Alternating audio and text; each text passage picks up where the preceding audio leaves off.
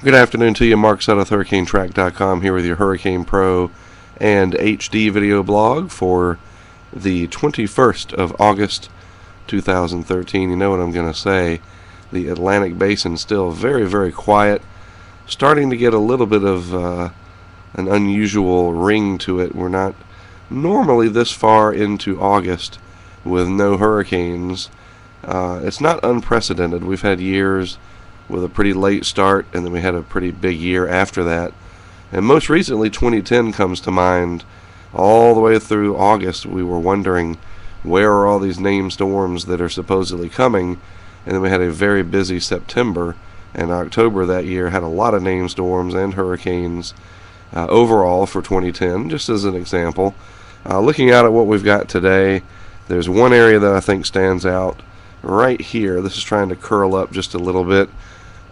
Tropical wave moving along, but the dry, sinking air, part of the dry phase of the MJO, the Madden-Julian Oscillation, still holding on pretty strong across the Atlantic Basin. However, over in the western part, we do see more convective activity starting to fire up, maybe a little bit of that Madden-Julian Oscillation or the upward motion starting to bleed over into the Atlantic Basin. Where things are really busy still is the eastern Pacific. Specifically, Invest Area 94E, we'll take a look at that. That's the red area. 60% chance of development over the next 48 hours and 90% chance of development over the next 5 days. This looks like it'll become a named storm here in the eastern Pacific.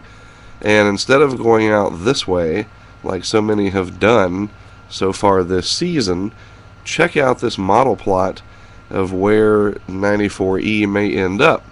This is the Baja of California, and yes, this is Southern California in the good old US of A. Los Angeles, San Diego would be up here, and some of the models indicating that this could come up parallel to the Baja Peninsula and approach Southern California. Now, water temperatures in this area are too cold to maintain a tropical cyclone, but the moisture from this system could easily come up and get drawn across and into the desert southwest Southern California and bring an enhanced rain chance for those areas. We'll have to watch this closely. Tomorrow I will pull up some sea surface temperature data and we'll look at this a little bit closer. Wouldn't it be something?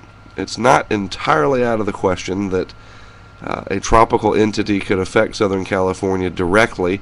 Although water temperature is really, really cold, it would have to be moving very fast and be very strong, kind of like we get in the Atlantic when you have a strong hurricane running up the east coast and it's still a hurricane transitioning to extratropical in nature, for example, that affects Newfoundland or Nova Scotia, something like that. I think this is much more of just a moisture increase situation than anything else, but it'll be interesting to watch. I think you could agree to that something affecting Southern California from the tropics, we don't see that very often. Everything else is quiet, and I guess, as I've said many times, we'll take it now because presumably things are going to change, and we'll probably have a very busy September to make up for the very busy quiet, the very quiet, non-busy start to August that we've had here for the first 3 weeks. Have a good rest of your Wednesday.